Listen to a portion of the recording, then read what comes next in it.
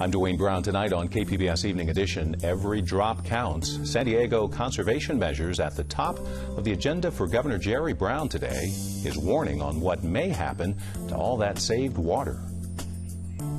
The new documentary Radical Grace reveals how modern American nuns won the right to be social and health advocates for the poor after years of investigation by the Vatican. I'm Peggy Pico with highlights and where you can see the one-night-only screening in San Diego. But first, continuing coverage of the new financial plan for the Chargers Stadium, why the Chargers don't like it. Now that there's this loophole for developers, and now that the Supreme Court has made clear that it's available, that's why more and more people are going to be trying to take advantage of it.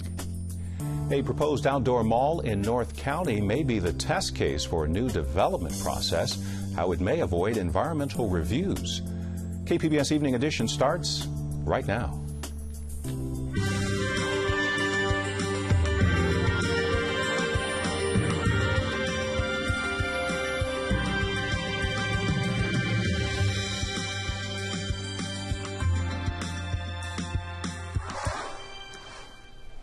Hi, good evening. Thanks for joining us. The future of water-saving efforts in San Diego. Governor Jerry Brown met with city leaders today to discuss the drought and conservation. KPBS reporter David Wagner has more on the governor's visit.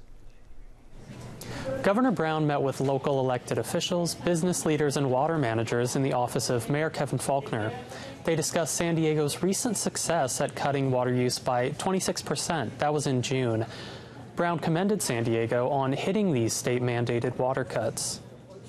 In San Diego, you're at the end of the pipe, as it were, and you are in quasi-desert or semi-arid conditions here, and you are doing an excellent job.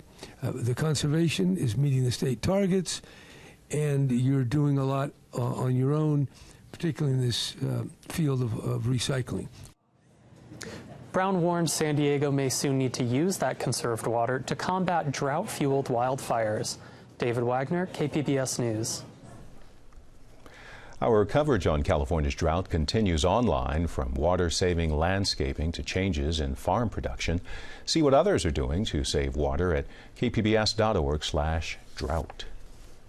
A second chance for a long-time seafood spot along San Diego's waterfront. Port commissioners voted unanimously this afternoon to add Anthony's Fish Market to the redevelopment negotiations. The restaurant didn't make the cut after port staff reviewed the last round of proposals. Anthony's has been a fixture on the waterfront since 1946. After today's vote, port staff will negotiate with Anthony's as well as two other development plans. Carlsbad city staff have completed a plan to build a new outdoor shopping center overlooking a North County lagoon. KPBS North County reporter Allison St. John says the development may set a new standard for dealing with environmental reviews. As you drive north up Interstate 5 in North County, you pass fields where strawberries are still being harvested and sold fresh to passers-by. It's here that an LA-based developer, Caruso Affiliated, is planning to build a new outdoor mall anchored by Nordstrom on the south shore of the Agua Hedionda Lagoon. Caruso Vice President Bryce Ross calls the project the 85-15 plan because 85% of the 200-acre property will be preserved as open space. The strawberry fields will be moved and there'll be public trails and viewpoints. These renderings that are in front of you show what the public access will look like when the plan is brought to fruition. You can see that there's a post and rail fence that borders the trail on either side. The developer has done a great deal of public outreach, with meetings showing watercolors of how the open space will look. And last month, the project presented the city with more than 20,000 signatures from residents supporting a citizens' initiative to vote on the 85-15 specific plan. Standing on the north side of the lagoon, environmental advocate Diane Nygaard says many people have no idea what they were signing when they put their names on the initiative. People signed the petition thinking that they were saving the strawberry fields. They have done that time and time again over the years. What the signature gatherers forgot to tell them is that there's a 585,000 square foot shopping center attached to what they thought was saving the strawberry fields. They didn't mention that. And Nygaard questions what will be included in the 85% of the land defined as open space. But that open space includes a 25-foot tall restaurant. It includes produce markets. and includes 2.5 acres of parking lot to serve the shopping center. Somehow we don't think that really counts as open space. We think that's a commercial operation. Ross says Caruso's open space includes a farm-to-table market and goes well beyond state and local requirements for open space. The developer has fewer details of the 15% of the land to be developed. Ross says the development will reflect what the company knows Carlsbad residents want, based on 3 years of community outreach. Something that's really unique that represents what Carlsbad is all about. A great place to spend time with friends and family, low buildings, great character, a lot of community events for the community to come together, like movies in the park, concerts in the park, Mommy and Me, yoga in the park. We're really all about creating an environment for the community to come together. The developer, Caruso Affiliated, is focusing on the 85% of the property to be preserved as open space and avoiding very specific details about the 15% of the property that will actually be developed. And by collecting enough signatures for a citizens' initiative, he's avoiding the rigorous overview of the California Environmental Quality Act. Environmental attorney Livia Borak says the California Supreme Court ruled last year that an ordinance passed by a citizens' initiative is not subject to review under the California Environmental Quality Act, or CEQA. Till now, she says, CEQA review has been a stringent litmus test for new development that can take more than a year to complete. For years, for decades, developers have been trying to figure out ways to avoid doing that. It costs money to change a project. It costs money to do mitigation measures. So I think now that there's this loophole for developers, and now that the Supreme Court has made clear that it's available, that's why more and more people are going to be trying to take advantage of it. Caruso's Bryce Ross says it's true that if the Citizens Initiative is approved, the Carlsbad development is exempt from CEQA review. However, he says the developer has prepared 4,300 pages of its own environmental analysis of the plan that the Carlsbad city staff are now reviewing. Once the project is voted on, if it's approved, it cannot be changed. However, Caruso Affiliated, being a company that's so focused on delivering to the community exactly what they want, we can voluntarily do all sorts of things to make sure that the ultimate plan is consistent with what the community wants to see. But Nygaard is not reassured that the developer, but not the city, can make changes to the plan after it's approved. It's Caruso's way or the highway. No opportunity for any of the normal give and take that really makes a project a better fit with the community. Nygaard says for developers it's cheaper to pay as much as $20 a signature for a citizens' initiative than to go through a CEQA review. Now, she says the ball is in Carlsbad's court. The city must choose whether to approve the Agua Hedionda Lagoon 8515 initiative outright or put it on the ballot. If it chooses the public vote, the city, not the developer, would foot the bill for the special election. The Carlsbad City Council is likely to vote later this month. Alison St. John, KPBS News. A pair of San Diego representatives challenged by protesters today, Congressman Scott Peters and Congresswoman Susan Davis, heard from a small group opposed to the Trans-Pacific Partnership. Opposition from their constituents! The U.S. and 11 other countries are currently negotiating the trade deal. U.S. exported nearly $700 billion worth of goods and services in 2013. Activists say they want San Diego lawmakers to explain their record on the deal. Ask Susan Davis and Scott Peters to vote no on TPP and ask them why do they vote to fast-track the Trans-Pacific Partnership Agreement. But they refuse to. They say the TPP could negatively impact jobs, the environment, and internet commerce. Shovel-ready, the promise from the point man on a new Carson Stadium if the San Diego Chargers and Oakland Raiders have the NFL's blessing to move out of their home cities. Carmen Policy told NFL owners in Chicago today the Carson venue would be ready in time for the 2019 season. Chargers chairman Dean Spanos and Raiders owner Mark Davis also made their pitches to move to the LA market. San Diego has not given up on the Chargers, of course. Peggy Pico continues our coverage of the new financing plan for a future stadium site in Mission Valley. As we first showed you on Monday, San Diego City and county leaders unveiled this artist rendering of what a new stadium would look like in Mission Valley, along with an environmental impact report and a financing plan. Here with a breakdown of the proposal and analysis are my guests, Jim Stieg, former NFL executive, and Jay Paris with Mighty 1090 Sports Radio. And Jay, give us a breakdown of San Diego's new financing plan for the possibly new Charger Stadium. Well, it's proposing $350 million of funds, public funds, city assets, however you want to term it. They want the Chargers to kick in north of $300 million, the NFL to kick in north of $200 million, and then sell almost $200 million worth of personal seat licenses. You're starting to talk about some money now. You start adding all that up. So it's an interesting plan. The trouble is, and Jim and I talked about it earlier, it's like Clint Eastwood talking to that empty chair at the Republican convention. The city's talking, but there's nobody on the other side. How much more would taxpayers need to pay or would be involved in this public money you're talking about? Well, they're saying that no new city or no county taxes would be raised, no new taxes, but assets, taxpayer assets would be used to the tune of over $300 million.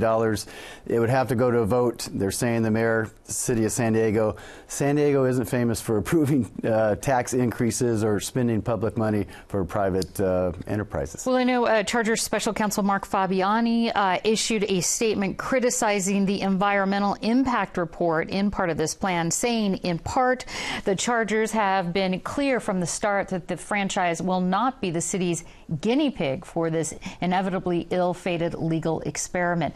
Jim, as a former NFL executive and a member of the stadium task force, what do you think the NFL owners would like or dislike with this plan that was presented to them yesterday, correct?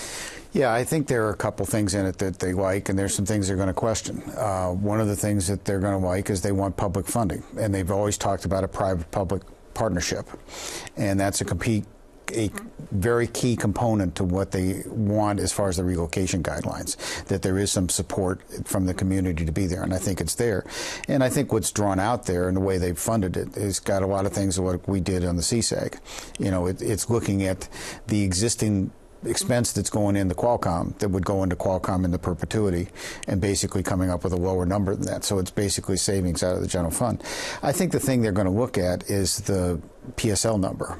And I think that they believe as the league that the teams get some portion of that PSL number as part of their PSL, what you're talking about. Permanent seat licenses. Mm-hmm. So they're what you would charge, and they have charged now, going back to Carolina in the 90s was the first one to do it, that they charge you for the right to be able to occupy that seat, not just for NFL games, but for all events that are held in there. How different, you kind of touched on this, how different is this new plan compared to the one the task force presented? I think it's got a couple changes in it, but it's got a lot of the same kind of components in it. They took out, we had capitalized the rent payments and put that in there as a number that could get there, and so they've taken that out of the component picture, but then they in turn said that the Chargers would be, liable for all the expenses that took place in the building, any cost overruns. They eliminated, we had put in that we were going to sell 75 acres of land. I think they got some pushback on that, and I don't think they wanted to have that part of the EIR process. That's not part of this new financial plan. It's not part of the plan. Do you think, Jim, that this is a fair deal for San Diego taxpayers and for the team? I think for the taxpayers it is. I think what's going to happen is it's another start in the negotiations, but as Jay said, you're negotiating against yourself right now, and there's a point, I'm sure there's a lot of component parts in this plan that have not been revealed publicly that are part of what you're going to sit down and negotiate about. And as I think everybody has said, they haven't had a partner negotiate over finances. Yeah, so speaking of negotiations, Jay, do you think that the Chargers are going to come back to the negotiation table? Only if the LA option isn't there. And, the NFL is going to drag this out as long as they can, because they do one thing very well, other than sell tickets and sell beer and tires, is they sell leverage. And they're going to use both these cities against each other. LA's been the stalking horse for years for all these other stadiums around the league. So I think they will come back when they don't have the LA plan, but right now, that's to be determined. So what's next then? What's next is the meetings. They're meeting today in Chicago. They're going to meet again in October. And, you know, the NFL is going to probably do something at the beginning of the year. And the NFL is serious this time. I mean, they really want to go back. It's been 20 years. They want to get into Hollywood. They want to get into the NFL.com Hall of Fame. They really want to plant the NFL flag in Southern California. You know, it's not Green Bay or anything, but there's a lot of football fans up there. All right, and we'll have to end on this quickly. Jim, do you think that just basically yes or no, do you think that we're going to move forward with this Charger Stadium? Well, I think you're the second invite to the dance, as Ron Roberts has said. I mean, they've made one invite, and that's where they want to go. And until that falls apart or something like that, that's what's going to take place. All right, Jim Steig, Jay Paris, thanks so much. Thank you. Thank you. Chronic fatigue may leave the national air traffic system at risk. New details from a government study showing the work schedules of air traffic controllers are leaving them too tired to concentrate on the job.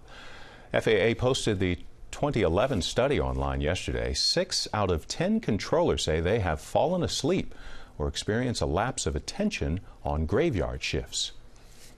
One of the highlights of the report is that nearly 2 out of 10 air traffic controllers surveyed by NASA scientists said that they had committed some kind of serious error in the previous year, like bringing airplanes too close together, and that more than half of those controllers attributed their error to fatigue.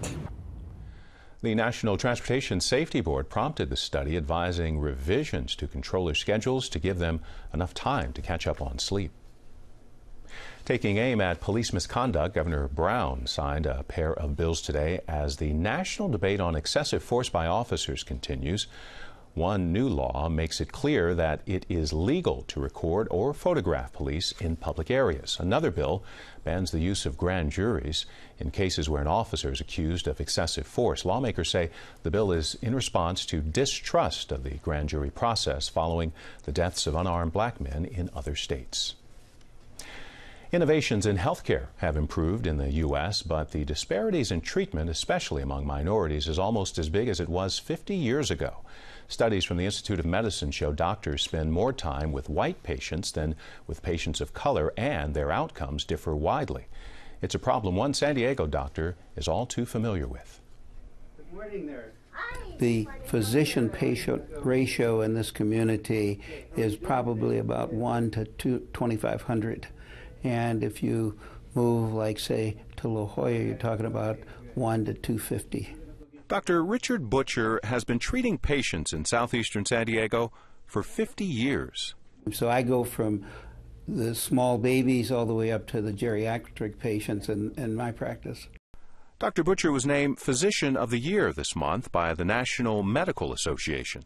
This father of 5 kids and 5 grandchildren recalls a study about racial disparities in healthcare 15 years ago. They had black actors and white actors go into various doctors' offices, and then the same symptoms, the same medications, the same diseases, and so forth. And when they analyzed the data, the minority patients got lesser treatment, not as aggressive treatment. The Institute of Medicine has called for more studies looking at prejudice in healthcare treatment and why even doctors and medical professionals of color harbor stereotypes they aren't aware of. That's why Dr. Butcher co-led the effort to create the Multicultural Health Foundation to address the health disparities in San Diego. I think toward the end of the year we're planning on having a big study dealing with this, and we're basing it here in the neighborhood, so we're going to have a big conference here to talk about it.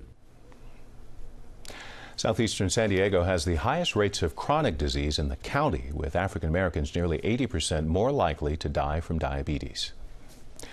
Sometimes it's easy being green. UC San Diego earned top honors on a list of eco-friendly colleges. UC Irvine, UC Davis, and the University of Wisconsin made the top 10 for the greenest universities. The Sierra Club says UC San Diego has cut water use by more than 30 million gallons a year since 2009 and recycled 400,000 gallons last year. The Vatican ended a 6-year investigation of a group of American nuns in April. Peggy Pico has a preview of a documentary about the investigation that debuts in San Diego for just one night. The documentary Radical Grace is a revealing behind-the-scenes look at a group of American nuns who challenged the Vatican's viewpoint and subsequent investigation of the nuns for their social justice and health advocacy in the U.S. Joining me with the film's highlights and the nuns movement are my guest, Helen Helix with the nonprofit group the InnerRevolution.org and Sister Judith Sheridan of the Marist Missionary Sisters in San Diego. And Helen, this film just airs one time, Wednesday night, here in San Diego. Why bring it to San Diego? Well, originally we interviewed one of the nuns that's featured in the film on our radio show, Inter-Revolutionary Radio with Beth Green, and we just fell in love with her and wanted to do something to support the film. And this was the option that they offered us, was to do a screening of our own here in San Diego. And so we just jumped on the chance because we loved her, we loved the message of the film. All right. Now, Bishop Paprocki was the Vatican's delegate for the investigation, and here's what he said about that in the film. The sisters say that religious life is changing and evolving, but I think the question then is, what are the limits of that? How far can they push that? The question is, are you still religious? You know, are you still nuns? Are you still Christian? So he's asking, are you still religious? Are you still nuns? Are you still Christian? Pretty steep questions. What kind of consequences and risk did the nuns face during the Vatican's investigation? Well, as I hear that, I'm, kind of shocked in a way, because I think to myself, well, what makes a sister, and what makes a Christian? It's like doing good works. And that's what this film is really pointing to. Reaching out to people at the margins, trying to stand up for the voiceless. It's something I've done in my lifetime as a missionary. And I just think that the apostolic visitation was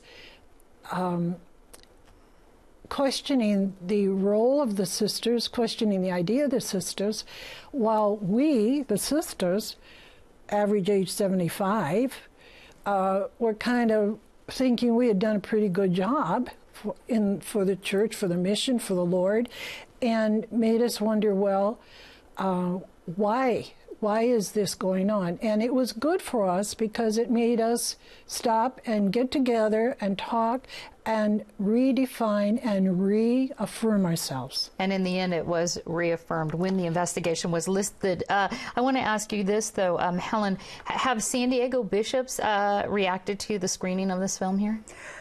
I was talking to Sister Judith about this on the way up here, that unfortunately, in our outreach efforts, maybe we've reached the wrong people, but we haven't been able to garner any support from the Catholic community for this, except for Sister Judith, our sole supporter. Well, and if we'd had more time, I'm sure we could have reached some other people, but a lot of people said we don't want to touch it. Well, there's still time, because the film's airing here in San Diego on Wednesday night.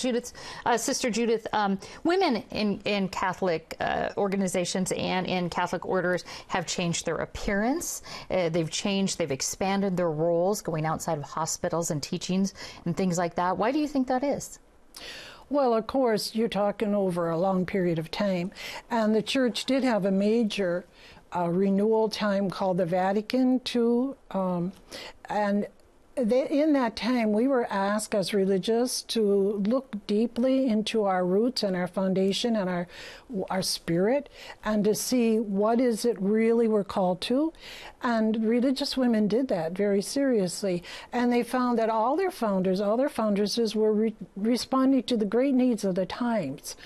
And so a lot of the religious orders looked at what they're doing and said, we're in institutions, but we're not actually out in the grassroots. People felt called to go out and be with the people. Now, as a missionary sister, in a way, overseas, we always did that. So we didn't have quite the impact in our order. But I can understand then where it became the bishops lost their workforce, really, for the schools and the institutions, and it became a problem. I see. And we're going to have to end on this, and I'll end on this, Helen. So a lot of support, the Nuns on the Bus campaign. We remember a lot of people out there. Why do you think there's support for the nuns and this film? Well, I think that it touches something in our hearts. It touches that radical in all of us that really wants to stand up and fight for something we believe in. All right. Well, thank you so much, Sister Judith Sheridan and Helen Helix. Thank you. I want to let folks know that Radical Grace airs one night only. That's Wednesday night at 7 at the Unity Center of San Diego. More information at kpbs.org. Helping creative minds make their vision a reality, a workshop at the Old Globe Theater in Balboa Park showed some San Diego groups how to tap into federal funding opportunities. More than 200 people attended the event hosted by Congressman Scott Peters and Susan Davis. They acknowledged the competitive, confusing nature of the grants process. They also say a lack of funding should not stifle a creative idea. They offered to write letters on behalf of art organizations to help them get funding. Well, we are bracing for a warm-up in San Diego and increasing humidity. A mix of sun and clouds by the beaches over the next few days, 70s and 80s there. 80s and 90s for the inland valleys with sunshine. Expecting a chance of some rain and lightning tomorrow in the mountain areas with 80s. Feeling hot in the desert with a high of 113 degrees by Friday. You can find tonight's stories on our website, kpbs.org/evening edition. Thanks for joining us. You have a great night.